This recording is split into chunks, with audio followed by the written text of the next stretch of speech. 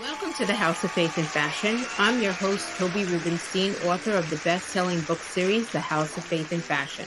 Thank you all for visiting. I have a very exciting episode for you today, filled with the who's who of the fashion industry, as I do every week. But today, it's all about the fashion capital of America and my hometown, New York City. Like I said, if you can make it here, you can make it anywhere.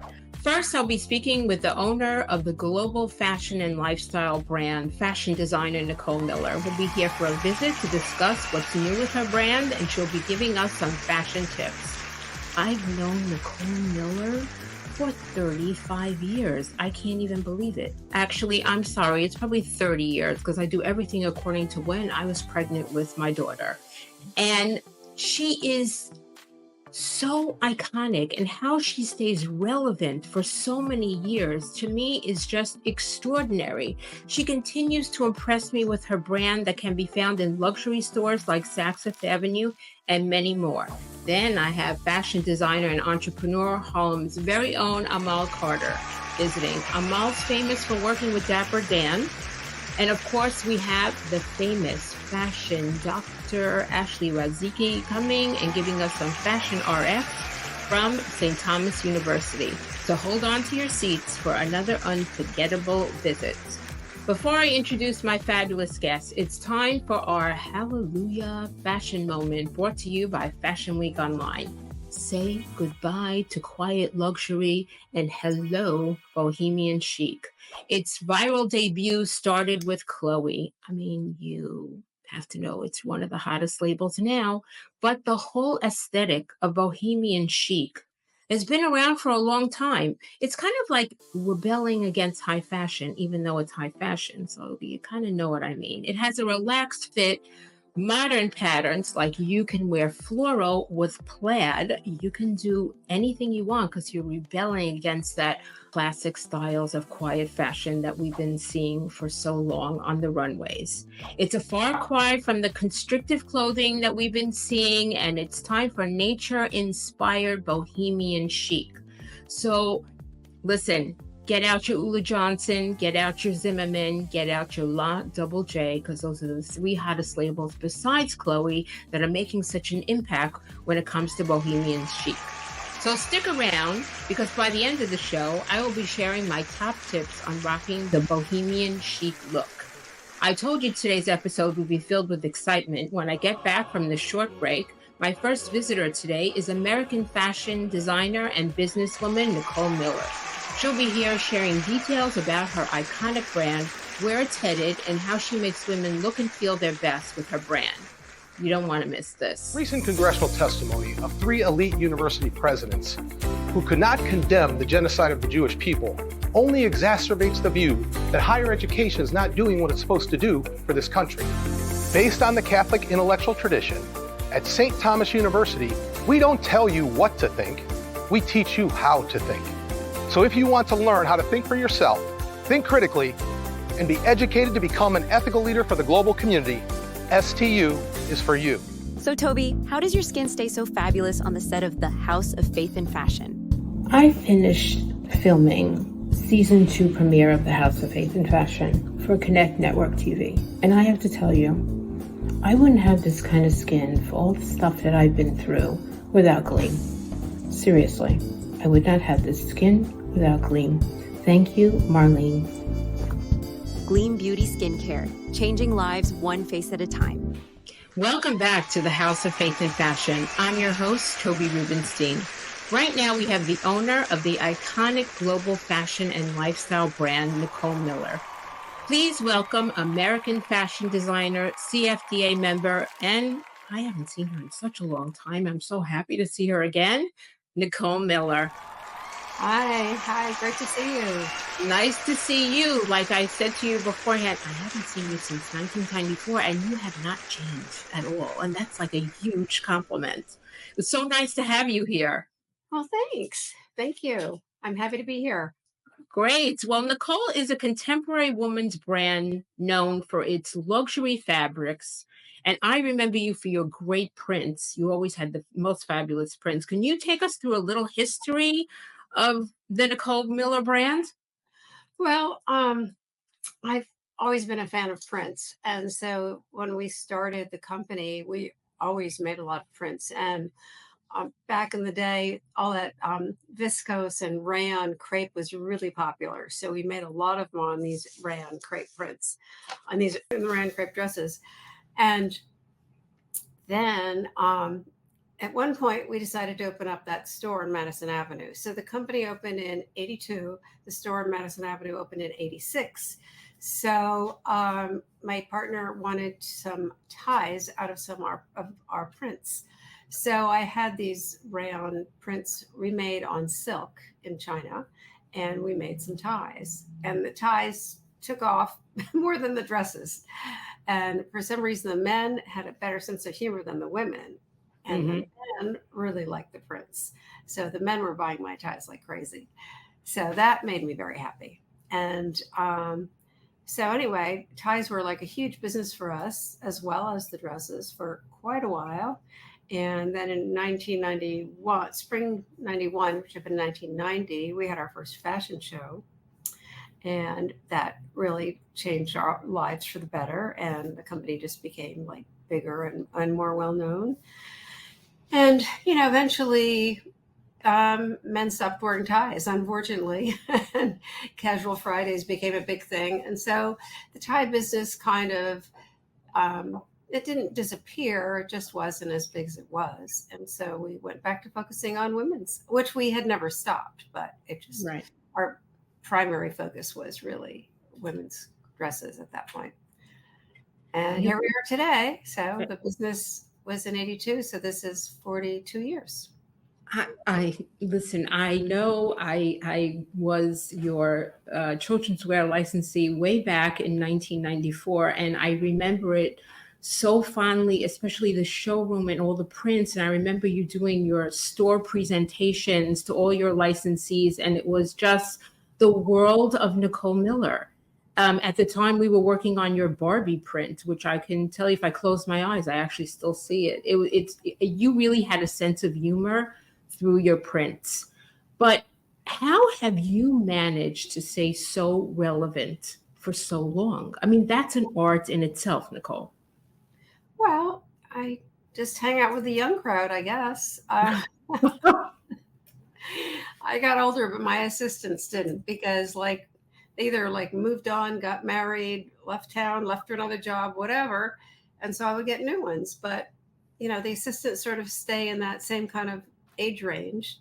And so, they always keep me in tune with the latest music and trend and whatever.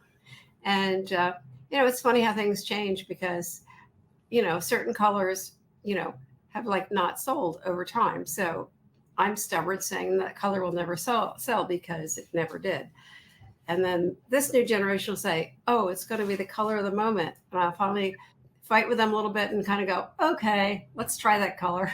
And they're right. Yeah. Well, there's a certain wisdom of knowing when you just go, you know what, maybe I no longer know, and I have to go to a younger generation to find out. And that's a strength that you have, and not a lot of people do that. So I applaud you for that. I think that's wonderful. Things change because, look at how everybody goes around dressing half naked these days. You could never get away with that. And I looked at these dresses I made. There was one Christy Turlington wore in spring 92. And it was, kind of a bra top with cutouts here and whatever. We couldn't sell it for the life of us. And it was, too risque, too avant-garde, too wear, whatever. Everybody's making that dress now, and it's selling like crazy. There was another collection which actually was Miami inspired, and it was all cutouts and cut away in the front, cut away in the back, and backless jumpsuits and stuff. We couldn't sell those pieces either. Now everybody's wearing those clothes. Yeah. So, some things I was ahead of my time. Yes. Okay. Yes. But I totally understand that. And things have become a lot more risque. But what is the Nicole Miller brand look like now? Where is it? What does it stand for? Well, it's very much a lifestyle brand now, because we are in so many products, and we have, an extensive home area, and, we have things like rugs, and also we developed all the, ancillary products to clothing. So we have everything like, handbags, shoes, and et cetera, hats, and, eyewear, sunglasses. We have all those things. And then we have children's wear, men's wear, and then just about everything for the home. And I'm sure I'm missing something. We have bedding and glassware and silverware and cookware. You're the world of Nicole Miller. It's really quite remarkable. It really is. Now it's world. It's not just a city. It's No, yeah, it used to be a city. Now it's a complete universe. The Nicole Miller universe. There isn't a category that you're not in. But can you tell us the span of stores that you sell to with all these different products? I don't even know. I mean, I don't know because I'm not in charge of sales, so I don't really. Wow. Obviously we have, a big collection at like, TJ, Home Goods, Right. TJX Group, and they do really well with our stuff, and they make a great product. And it's funny, in the Hamptons, everybody outfits their house with our bedding from Home Goods. The bedspread in the Hamptons is like, and I liked it so much. I went back the following week to get a second one, so I have a backup one when it wore out, and they were gone. Oh my God. So even you can't get Nicole Miller. It's so hot. Even you can't get it, right? I can't even get my own stuff. Yeah. Amazing. Well, I have to ask you a question. Like, what's next for Nicole Miller? Because you just described everything. So is there any surface or anything that you want to put the Nicole Miller stamp print on? Well, I don't think we're missing too many things right now, but we have a rosé. So wow. I wouldn't mind expanding into the liquor business. Do I have a bottle of rosé? Yeah, show us a bottle of your rosé. Ta-da. Oh, fantastic. Okay, so you really have everything covered, really. Yeah, but I don't have a Chardonnay, so I need a Chardonnay. Oh, a Chardonnay. Okay. Wow, that really is amazing. And I'm really inspired by you, but I have been for such a long time. I have a couple of questions that are faith-based. So I hope you're ready. Nicole, how much faith do you need to be in business? What you need is faith in yourself. Okay. And that's what you need. You've got to have absolute faith in yourself. You've got to be your own best advocate and trust your instincts. Okay. Nicole, do you think your talents are God-given? I think talents are hereditary. I think they're genetically inherited, and people can draw. They probably had a relative that could draw. People who can sing, I'm sure, have some musical ancestor, and I'm sure these child prodigies, it's all like, inherited. Okay. So, I mean, you can say God gave it to you, but I think it's all genetically inherited. Good answer. Well, Nicole, how should a person dress in a house of worship? Well, not naked. I like your answer. I know we're going back to the risque dresses, right? I like wear some clothes, but dress appropriately, whatever you feel is appropriate for you. So, I mean, are you going to Easter Sunday Mass? Or are you just going to, regular service?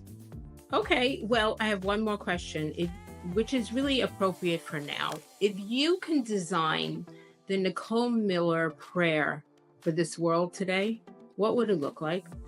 Well, my wish would be for less violence. I think people are getting too angry at each other and angry for the wrong reasons, and they're getting too violent. So I want everybody to calm down and not be so angry. That's a very real billboard. No, listen, by Nicole Miller. Yes, I totally understand. And really, I thank you so much for visiting me today at the House of Faith and Fashion. It was really a pleasure to see you after 30 years. Really, really, really wonderful. Thank you, Nicole. Thank you. And stay tuned for more on the House of Faith and Fashion.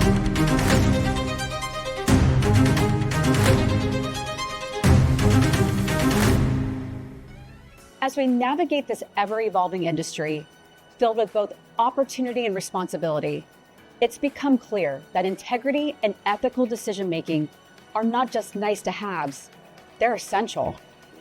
With the fashion merchandising program here at St. Thomas University, we are incredibly proud to see our graduates stepping out of our university with these values ingrained in them.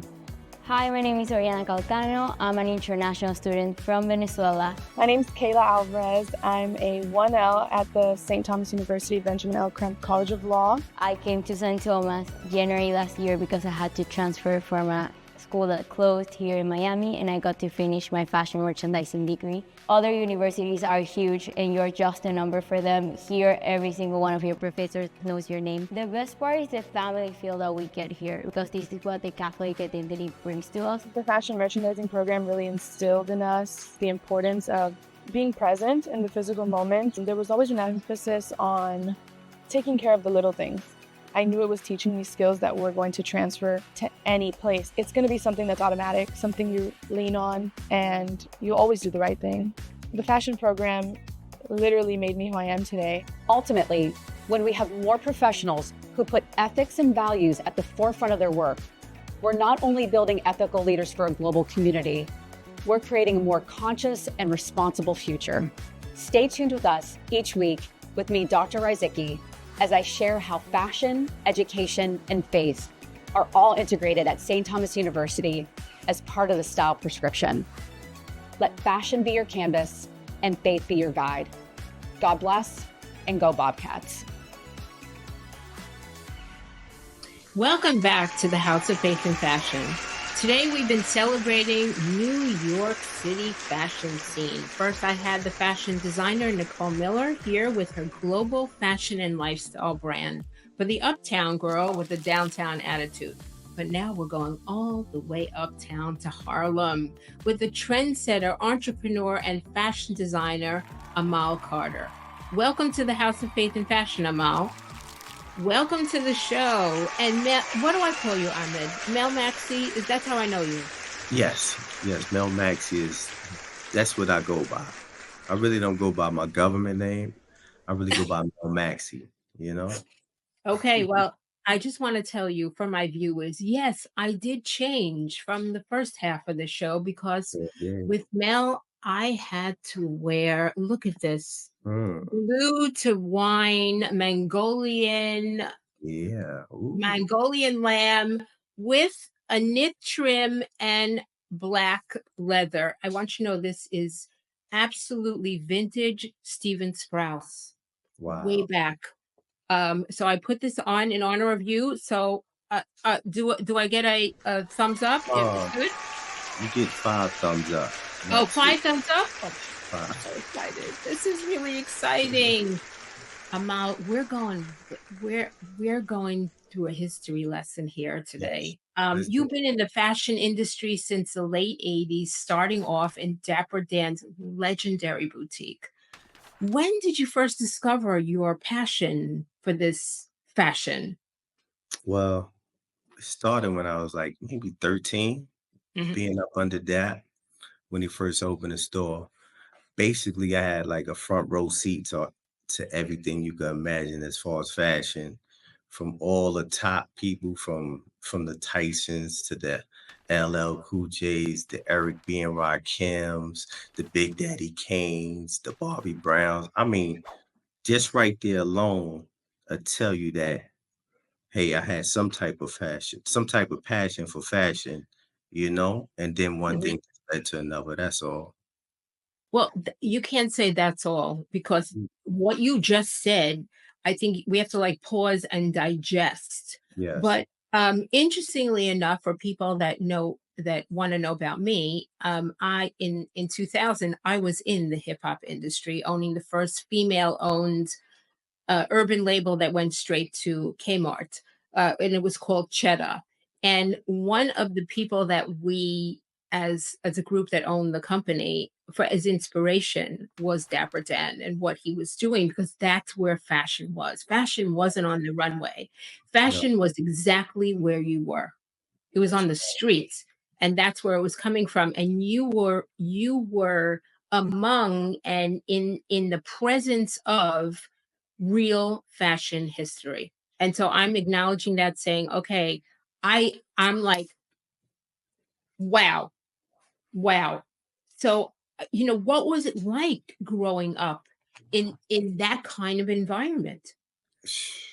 I mean, like I said, it was like a front row seat to fashion. I mean, everybody that you could imagine. I mean, and then seeing that work, you know what I'm saying, from going downtown to getting certain things, certain materials, certain furs. Because during that time, we were selling colored furs, then minks, dyed red Mhm, minks, dyed yellow mhm, minks with the Doberman sleeves, you mhm. know. So just watching him work while I was just sitting in the car, was like, that's something that I definitely want to do as I get older. So as I got older, it's kind of like I took the reign and started doing the people from the Nellies to the Cash Moneys, to the Jeezys and stuff like that. Yes, what you're saying is every morsel of what you're saying is so important because Mhm. we do know that this year, the Metropolitan Museum of Art, the costume exhibit, is now in honor of this particular industry. So it went all the way from the street to the uptown of the uptown of the Yes, uptown to the Met. yes. So I'm going to ask you a very obvious question. What impact would you say Harlem has had on the fashion industry? Oh, Harlem has a major impact because everywhere I went, from city to city that I lived in, from St. Louis, Memphis, Cincinnati, they always loved my style. And that being my style also got me customers because they always loved what I had on. Yo, I like what you got on. Hey, Right. can you do that for me? So that's how I became cool with like people like Ocho Cinco that played in Cincinnati with the Bengals Hmm. and a lot of different artists from other different cities, from the Yo Gottis in Memphis to the, like I said, to the Nelly in St. Louis. Everybody loved my style, which is a Harlem style. So Yes. they gravitated to it, and I did it for them. Gave them a piece of Harlem. Well, Harlem style is really it's a fashion category, Mhm. which to me is enormous. But you have paved your own way since Dapper Dan, and you do now Mel Maxi Custom Couture. Yeah. So wow, tell us about that. Well, the Mel Maxi Couture came up. The name Mel Maxi came up was an NBA player by the name of Walter Berry. And Mhm. he said, I'm gonna stop calling you Gucci Mel. I'm gonna call you Mel Maxi. And from there it stuck with me. So Wow. as I got older, when I started traveling, I said, you know what? This Mel Maxi look, I'm gonna get ahead and couture it. So, when I deal with certain people, like my man CeeLo Green, he's one of the main people. When I get on the phone with him and talk fashion, sometimes we be talking for about 2 hours, Wow. just going back and forth. I love CeeLo because his fashion sense is so crazy, you Mhm. know. But that's basically the Mel Maxi couture thing. It's just whatever I come off top of my head, I just put it in perspective and just do it. That's beyond an art. That's like Mm. almost a privilege that you can do something that like that. And a privilege for you to do it and a privilege for somebody who's wearing one of your collections. But can you tell my viewers how you participate in New York Fashion Week, which is so important? Well, this year was really the first time I participated. A friend of mine's from out of St. Louis, she has a fur company called Fur and Leather. Her name is Tierra. And me and her did a collaboration, and we did Fashion Bomb Daily this fashion week, and we did all type of Swakara, Persian lamb, all type of fur skins. I mean, we rocked it. We really rocked it for real. I am certain that you did. Given that 1% of Black owned brands are sold in the US, Harlem seems to have a vital space to make change because it has an undeniable influence on the industry. In what ways do you inspire change to make room for the next Mel Maxi? How do you Well, pave the way? what I do is there's a lot of young cats in my neighborhood, that always compliment me and be like, "Oh, gee, I want what you wearing," and stuff like that. So what I would do is sometimes I pick and choose and say, "Hey, call me downtown so you Mhm. can, watch me pick certain materials, learn certain skins and stuff like that, and then help them incorporate what they trying to do, you know what I'm saying, into what I just gave them, you Mhm. know? And from Mhm. there, a lot of them take off. They do their nice little sweatsuits, nice little varsity jackets, and that's where it start at, showing Mhm. love to the young cats in the neighborhood that's, trying to push the envelope too, like me. Well, you do the Mel Maxi mentoring program in your Yeah, own way, which is really commendable because a lot of people want to keep everything to themselves, and you yeah. want to share. And I think that's an unbelievable quality. So I'm going to put you on the spot and say, listen, can I go with you to the Met Ball this year? Can I be your plus one? Can I be your plus one? I'm not going to get invited. I know you're definitely getting Man, I invited. hope I Oh do my get God. invited. Do you have your outfit ready for the Met Ball? Because I Nope, can't even imagine what you're going to look like or I who wear you're cape. dressing. Imma wear You wearing cape, Oh, a you're is chinchilla cape. That'd be crazy. Oh my God, that is unbelievable. So Mhm. if Mel Maxey could design a prayer for the world today, what would it look like? Well, I would say live life to the fullest, but never turn your back on nobody. Live life to the fullest and never turn your back on nobody. I love That's that. everybody. That's fantastic. This has been a delightful conversation. I'm really honored that you came. Mel Maxey, how Mhm. does somebody find you? Well, as far as Instagram, my Instagram is Mel, M-E-L, Maxi, M-A-X-I, _ 01. So it's Mel Maxi _ 01. I'm so happy that you came on. I'm really appreciative of this conversation.